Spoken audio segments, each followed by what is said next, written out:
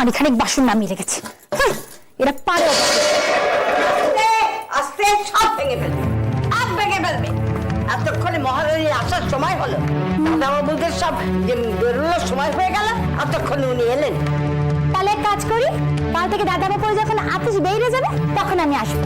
এই তোর সাহস কিন্তু দিন দিন বেড়ে যাচ্ছে। তুই আমার সঙ্গে মস্করা করছিস? হ্যাঁ, মস্করা। তা আর কি করবো বলো, তুমি তো এসে শুরু করলে। আরো 5 বাড়িতে কাজ করি, তোমার বাড়িতে বসে থাকলে তো হবে না। সেখানকার সব দাদাবাবুরা বেরোবে, আমাকে তো কাজ করে দিয়ে আসতে হবে। ও বাবা, তোর দেখছি দিন দিন ফোর্স বাড়ছে। আমি অত কথা শুনতে চাই না। সময় মতো আসবি, কাজ করবি, চলে যাবি, বাস। তাই তো করছিলাম, তুমি তো এসে শুরু করলে। নিজে বউ নিখাত ভালো আছে, তাই এত বলার জন্য। তোকে অত কথা বলতে কে বলেছে? হ্যাঁ, বড় কথা হয়েছে না। আমার বেটা বউ কি করলো না করলো তোর জানা দরকার কি রে? তোর একেবারে মেজে বউর জন্য উতলে পড়ছে। বিদায় করে দেবো, তখন বুঝবি ঠেলা। দিলে আর কই, ও তো 5 বছর ধরে শুনে আসছি। দাও না দাও, আমাকে বিদায় করে দাও, আমিও দেখবো এই পয়সায় আরেকটা খুদু থেকে তুমি জোগাড় করো। পাবো পাবো পাবো, না হয় বেশি পয়সা দিয়ে রাখবো। আচ্ছা রলিকার কাগের অভাব হয় রে। তাইলেই হয়েছে, আঙুলগুলো জ্বলবে না না, তোমার আবার হাত থেকে ছড়বে নাকি ভাত। হ্যাঁ, এবারই সবাই যে কত হারকে ফোন আমি ভালোভাবে জানি। মন বলতে তো শুধু আছে ওই মেজ বউটা। মেজে বউ কি হলো? হ্যাঁ গো হ্যাঁ, সেদিন মেজ বউ নিজের থেকে ডেকে আমার ছেলেটার জন্য নতুন একটা জামা দিলে, চাইতেও হয়নি একবার। আর তোমাদের বলে বলে তোমাকে রক্ত উঠে আসে। ভগবানটা বড্ড একচোখ, ভালো মানুষগুলোকে যে কেন এরকম করে কষ্ট দেয় বুঝি নে বাবা। কি বললি? মেজে বউ তোর ছেলেকে নতুন জামা দিয়েছে? হ্যাঁ দিয়েছে তো, এই তো সেদিনকে আমাকে এই দেখো, এই কথা নিয়ে যেন ওই দুর্বল মানুষটাকে আর অসুস্থতার মধ্যে কথা শুনিও না গো। সে আমার যা খুশি তাই করবো, তোকে ওই নিয়ে ভাবতে হবে না। কবে দিয়েছে শুনি? দেখো তুমি আবার এ নিয়ে কিন্তু কথা শোনাবে না। আর চুপ করতে, কথা শুনিয়ে না। যা জিজ্ঞেস করছি তা উত্তর দে। কবে দিয়েছে? এই তো এসব কাণ্ড ঘটার আগের দিন। ও বুঝেছি, মেজো বউ তার জামা কিনে আনেনি। এ হচ্ছে আমার গুণধর ছেলের কাজ। বউ বলেছে, সেও নিয়েছে। বলে পেবো, তাড়াতাড়ি কর, দেরি হয়ে যাচ্ছে কিন্তু। মা বলছি একটু এদিকে শোনো তো, কথা আছে।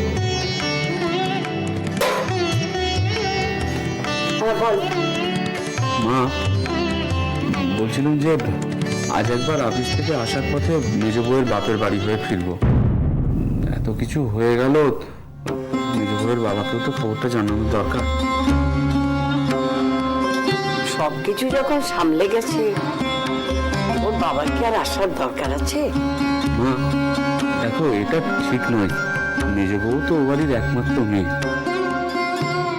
আমরা না বলে অন্য কারোর কাছ থেকে যদি মেজ বউয়ের বাবা মেজ বউয়ের অসুস্থতার খবরটা শুনে, তাতে আমাদের বাড়ির মান বাড়বে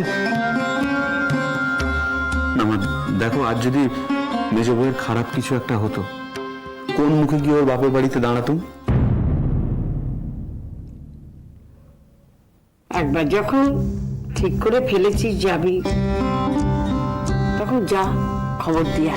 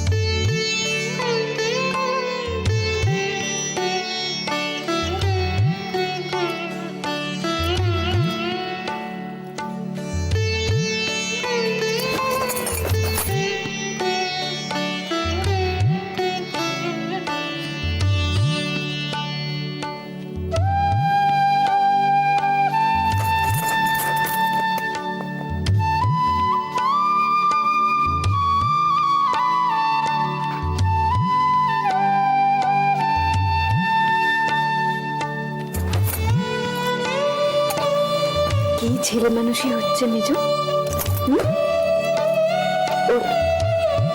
দুধটা খা।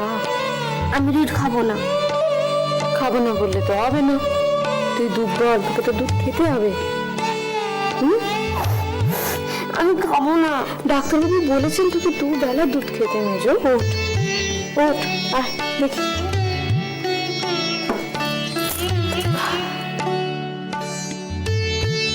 আমি মরে গেলে ভালো হতো না?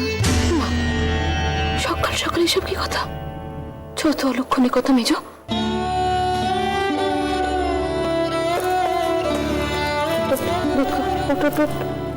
আমি মরে গেলে তোমার খারাপ লাগবে? মেজো ভাল লাগে না বাবা, কি যে সব বলিস না। মেজো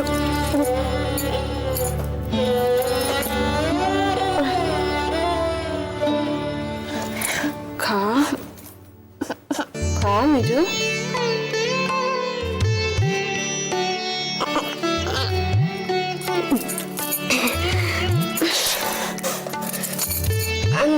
অন্য কি রে, একটুখানি খেলে খা। গন্ধ মিষ্টি খেতে বাজে।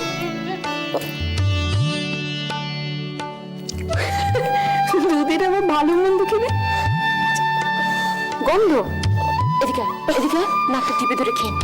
আমি কিছুতেই খাবো না। মেজো ও মেজো, তুই না খেলে মা আমায় বলবেন। মেজো খেয়ে নে, খেয়ে নে। খা।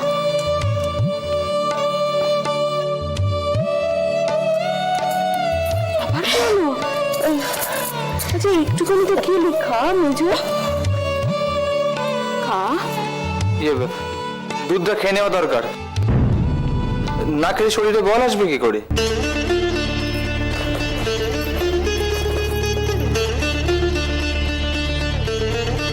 কি হলো, কানে কথা গেল না?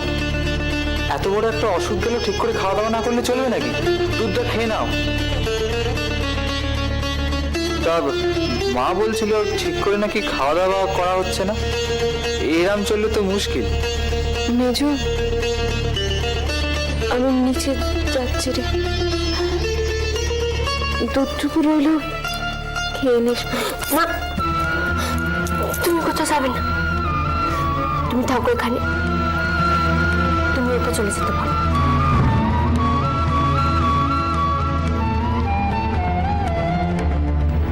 মেজো আমার নিচে কাজ আছে।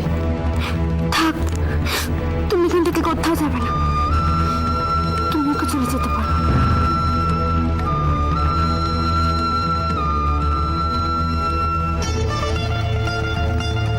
মা নিচে একা আছেন মেজো। তুমি চলে গেলে কিন্তু আমি একটু অবৃত্ত ঘটাবো। ও কেন এসেছে ঘরে? ওকে কিছু বলছো না কেন? আমি কিন্তু এবার মাকে বলে দেবো ও এ ঘরে এসেছে। ও, আমি আসলে যত অসুবিধা না, অনর্থ করবে। এত বড় একটা অনর্থ করো, শান্তি হয়নি তোমার? যত সব।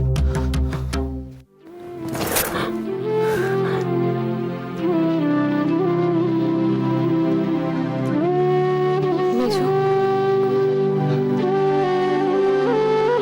কষ্ট পাসনি মেজো, শোন আমার কথা শোন। মেজো মেজো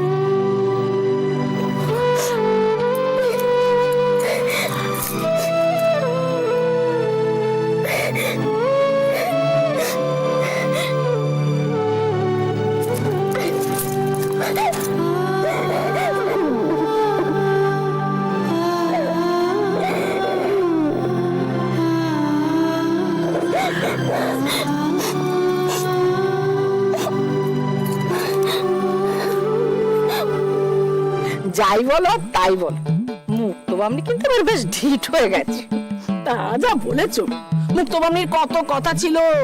দেখবে আমার ছেলেরা কত বাধ্য, ছেলের বিয়ে দেবো, ছেলের বউরা মুখের উপর রা পর্যন্ত কাটতে পারবে না। আরে এমন বেটার বই এনেছে, এখন মাথার উপর পা তুলে দিয়ে নেত্য করছে। দুজন বলে শুধু গুজর গুজর ফুসুর ফুসুর, আমাদের ভালো করে নাইতে পর্যন্ত দিলে। হ্যাঁ গা, কে কার মাথার উপর চড়ে নৃত্য করছে অথচ আমার কানে এলো না। আরে মুক্তবামনি মেজো ছেলের বউ গো। ও বাবা, সেই বিদ্যবতী রূপবতী, সেটা একেবারে সাংঘাতিক। আজকাল যে সমস্ত কীর্তিকলা শুনতে পাচ্ছি তার। তা হ্যাঁ গা, কে আবার কি করলে? কি গা, তোমাদের চান টান সব সারা নাকি? বাবা, একেবারে জমিয়ে আসর বসিয়েছো দেখছি। কি গপ্প হচ্ছে শুনি? তোমাদের বাড়ির গপ্পই শুনছিলাম গা। আমাদের বাড়ি? আমাদের বাড়ি নিয়ে কি গপ্প ফেঁদে বসলে গো? তোমাদের জায়ের মেজো বউ গল্পের খোরাকির জন্য এখন একাই 100। তা হ্যাঁ গো, কি হয়েছে গো? আমার মুখ থেকে শুনে আর কি রস পাবে? কি গো বলো না। সে আর কি বলবো, সে গপ্প শুনতে গেলে তোমাদের গায়ের ভেজা কাপড় গায়ে শুকিয়ে যাবে গা। আরে বলো না কি হয়েছে? কি আবার হবে? আমাদের নদী হুকুম দিয়েছে মেজো বউ তার বাপের বাড়ির সঙ্গে কোনো সম্পর্ক রাখতে পারবে না। না না, আমি ওর সেতে নদীর দোষের কিছু দেখি না। অমন বিয়াই বাড়ির সঙ্গে কে সম্পর্ক রাখবে বলো দেখিনি? যে বাড়ির বউ কুলোত্যাগিনী, সে বাড়ির সঙ্গে সম্পর্ক রাখলে আমাদের নদীর কি আর মান সম্মান বলে কিছু থাকবে? আরে দূর, সে গল্প তো আমাদের শোনা। তারপর কি হয়েছে সেটা বলো। হ্যাঁ, যা বলছি, নদীর ছেলের বউয়ের দাদা তো লুকিয়ে লুকিয়ে বরের কাছে বায়না করেছে বিয়ে বাড়ি যাবে। সে ছেলে তো আবার বউয়ের খুব ন্যাওটা, বউয়ের মুখের উপরে কোনো কথা কইতে পারেনি। মিথ্যে স্তোক বাক্যি দিয়ে ভুলিয়েছে, বলেছে হ্যাঁ নিয়ে যাবো বিয়ে বাড়ি। তারপর নিয়ে গেছিল। কে পেয়েছো? তার অত বুকের পাটা আছে যে নদীকে না বলে বউকে নিয়ে যাবে? তো বউকে হুজুম ভাজুম দিয়ে কেটে পড়েছে। যেদিন নিয়ে যাবার কথা ছিল সারা রাত বাড়ি আসে। তারপর আর কি, যেইটা পরদিন সকালা মেজো ছেলে বাড়ি ফিরেছে, অমনি মেজো বউ তার সামনে শটান গিয়ে দাঁড়িয়ে তাকে ধরেছে। সে তো আর ছেড়ে দেওয়ার পাত্রী নয়।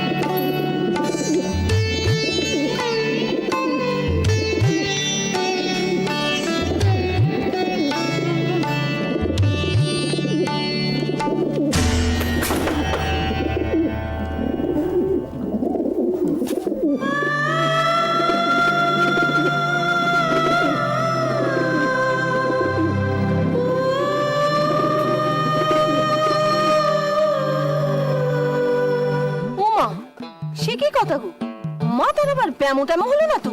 আমারও তো তাই মনে হয়। মাথার ব্যামো না থাকলে কেউ বরের হাত ধরলে, এমনকি নিজের মাথায় হাত রেখে দিব্যি কাটে। শুধু কি আর হাত ধরলে, কত বাকি কত বাকি, কালে কালে কত কি যে দেখবো। আমার একখানি বয়স, এখনো দিন মানে বরের চোখের দিকে তাকিয়ে কথা বলতে সাহস হয়নি। সে তো তুমি দিনের বেলা স্বামীর সঙ্গে কথা করো না, আর রাতের বেলা স্বামীর পাশে শো, তখন তো মন খুলে সব কথাগুলো উগড়ে দাও। আর মুক্তবামনি মেজো ছেলের বউটা, হ্যাঁ, সে তো আর স্বামীর সঙ্গে শোয় না, তার এখনো ঘর বসত হয়নি, সারাদিন কথা বলার জন্য হাক পাক করে। এই তোরা বলছিল যে সেদিন নাকি স্বামী রাতে বাড়ি ফেরেনি, সারা শরীরে তার জ্বালুনি পুরুনি উঠেছিল। সে যে যাই বলুক, মেয়ের বয়স তো আর কম না। আর মুক্তবামনি কিনা জোর করে স্বামীর থেকে দূরে দূরে রাখবে, ঘরে অশান্তি হবে না? তাই তো, এইটি তো ভেবে দেখিনি। হ্যাঁ, ঠিক বলেছ। সেদিনের পর থেকেই তো মেজো বউ সহ্যে নিয়েছে, মাথা তুলতে পারছে না। ও ডাক্তার বদ্যি করছে। আরে ওসব রোগ কি আর বদ্যি দিয়ে যাবে? ওসব রোগের একটাই দাওয়াই, ওই মুক্তবামনিকে বলো যে ব্যাটার কাছে বউকে পাঠিয়ে দিতে, দেখবে বাপ বাপ বলে রোগ দৌড়াচ্ছে। ও বাবা, নদীকে সে কথা কে বলবে? কেন, তোমরা জায়রাই তো আছো, তারা সদ উপদেশ দিতে পারবে না? খেয়ে পেছো, এ কথা নদীকে বললে আমাদের একবার গোষ্ঠী উদ্ধার করে ছেড়ে দেবে গা। যাও না, তোমরা গিয়ে নদীকে বলো না। নদীর মুখ জামটা শোনা তোমাদের যখন অত শখ। তা যা বলেছ, ওই মাগের সঙ্গে কে মুখ লাগা। হেই, আস্তে আস্তে, মুক্তবামনি আসছে গো। যাই, অনেক বেলা হয়ে গেল, চানটা সেরে নিবে। হ্যাঁ, যাই আমরা। হ্যাঁ, পালালো। ও দিদি, তোমায় কদিন দেখিনি কেন গো? বাড়িতে বড় বিপদ গেল গো।